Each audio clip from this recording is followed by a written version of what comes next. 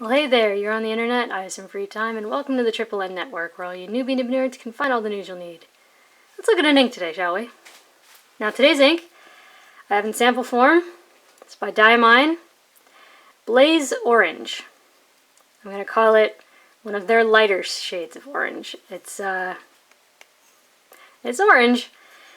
and it did something weird to my pens. Now, here were the two pens that I used. This is a Sheaffer School Pen. They don't make these anymore. And as you can see on the nib, if my camera will ever focus on what I want, there we go. It's marked as a fine. But if you look at the tines really up close, I don't know if this will be able to come up on camera. Yeah, no, it's not going to be able to show it on camera. For some reason, the tines are like right at the tip where the iridium is. They went like that. And so it generally writes more like a medium, and it's usually a fairly wet writing pen. And I love it for that. But it wasn't. In fact, it was fairly dry writing, and it looked much more like a fine. But I used this, the other pen I used was this Knox Avicenna with an extra fine nib. And for some reason, in this pen, this ink was obscenely wet. So I don't know what was going on. My usually wet pen was very dry, and this usually pretty average pen was sopping wet.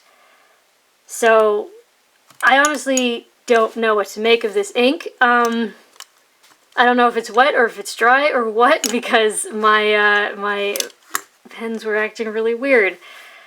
Yeah, honestly, because this is such a light shade of orange, I didn't have anything quite like this. So here's Diamine's Blaze Orange. Here's Diamine's Orange, which you can see is darker and doesn't shade quite as much.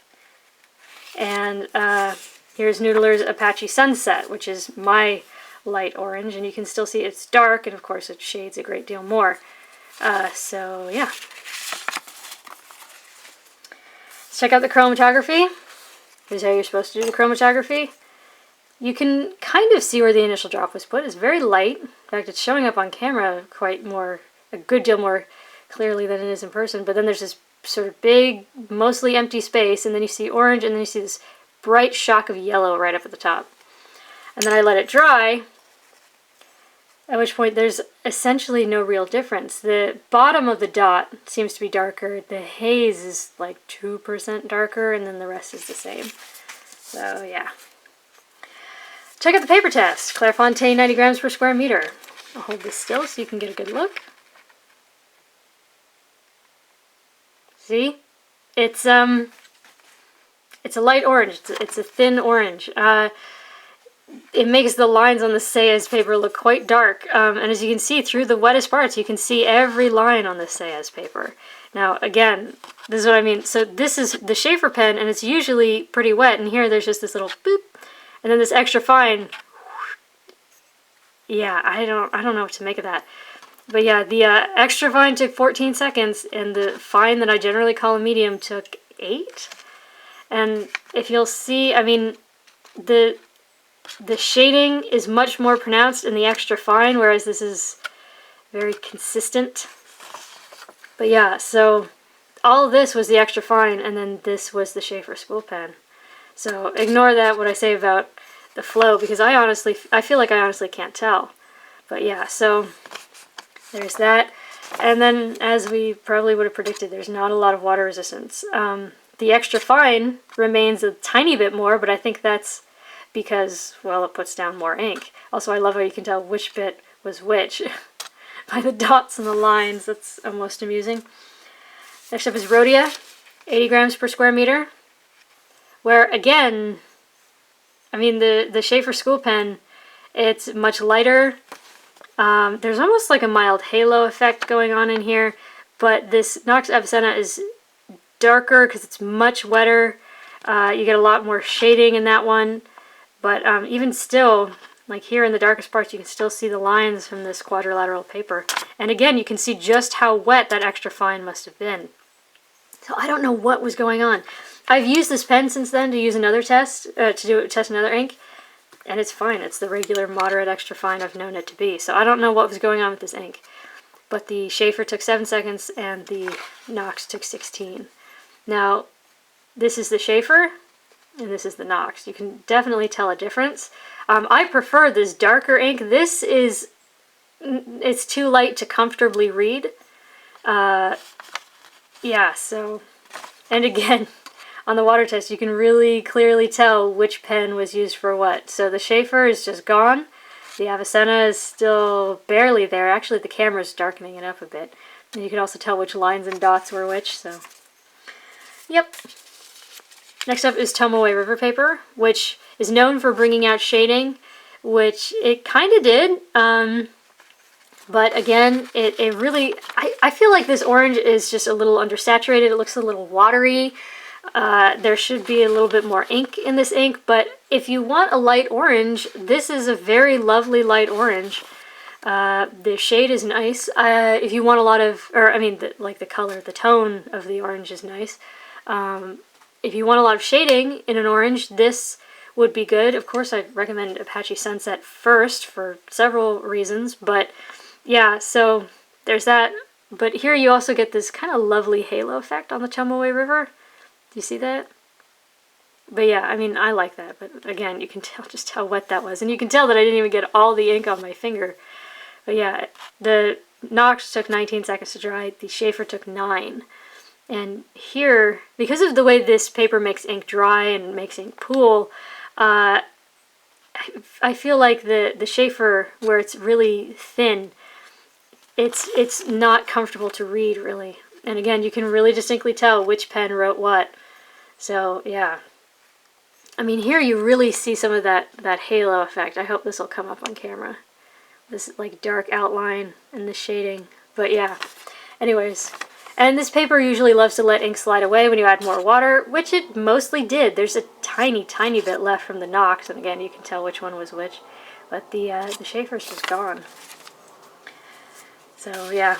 Now, for the next 3 tests, because the Sheaffer was putting down less ink and seemed a bit more moderate, I decided to use that one to do the next 3 tests, except to write the name, where I used the Avicenna. So, this is the world's worst 20-pound copier paper, and it's a very absorbent paper, and I feel like some of that absorbency just sucked in any of the vibrancy of this ink. It's still a very light orange, but it looks undersaturated, it looks weak. I mean, it lost some of the vibrancy. It took half a second to dry, but there's also spread. If you look at the difference in line width, this is a legit European medium at this point. There is definitely a woolly texture, but yeah, there's also, I don't know if the camera's going to pick it up because it's such a light shade of orange, but there are spots everywhere. Do you see these little spots? Where it's nearly coming through. There's a good deal of show through. So, yeah, that wet extra fine definitely, in fact, it fully came through right there. Yeah, okay. Yeah, there's some problems. It's very woolly. You do get some feathers. This paper is very absorbent, so it sucks the ink in, makes it hard to wash out. So you do see something. However, as you can tell, it got much lighter and it feathered and exploded. That would not be fun to recover. Next up is Mead Notebook Paper, where, again, it's a fairly absorbent paper, so I feel like it still sucked out a good bit of that vibrancy. It took 1.5 seconds to dry. Now, bear in mind, this paper is physically thinner than 20-pound paper.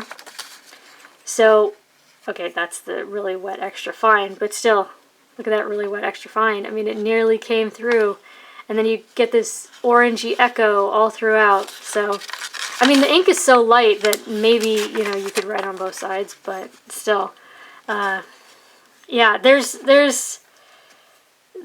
no full bleed. And there's not really any feathering, but you do get like a woolly texture. You see what I mean? You don't get feathers. You just get a woolliness to it. So yeah, I mean, that's not bad, right? But yeah, there's no shading either. But yeah, again, this ink is really water soluble, so it's really, really gone. Again, the camera's sort of darkening up just a bit. It's really, really gone. That would be a pain in the tuchus to recover. Yeah, so lastly, Moleskine notebook paper, where again I only use the Sheaffer, but it's so thin, I mean, it's so thin writing on here. It took 5 seconds to dry because this paper is weird, because you can tell it's absorbent because look at how woolly that is in the scrubby. It's, yeah, it's not good. But yeah. Again, like, in the extra fine, the wet extra fine, you can really clearly see it. And then, like, in the scrubby, you can see a little something. But other than that, it actually did pretty okay on bleed. But I think that's because, in this case, it was a very dry writing pen. Or ink? I don't know. I don't know if it was the pen or was it the ink, because my moderate one went completely wet. My usually wet one went really dry. I don't know what's happening with this ink. If you have experience with this ink, please leave a comment comment down below, because I want to understand what happened here. I'm very confused. But, yeah, this paper hates ink, and it hates water, so ink plus water equals, I wrote that, and I can't even tell where it said what, so, yeah. So, yeah, there you go. For your consideration, Diamine Blaze Orange. It's a light orange. I am baffled by it. I'm just gonna put this here. Yeah. That was subtle, right? Yeah. Points to me. Anyways, it's a light orange if you want a light orange. There's that. It was actually fairly okay on cheap paper under the right circumstances. Put it in a fine nib, put it in a dry writer. Or maybe not, because maybe it's a dry writing ink. I don't know. Anyways, for your consideration from the Triple N Network, if you liked the video, please give it a thumbs up. If you'd like to see more, please subscribe to the channel. And thanks for watching. Bye.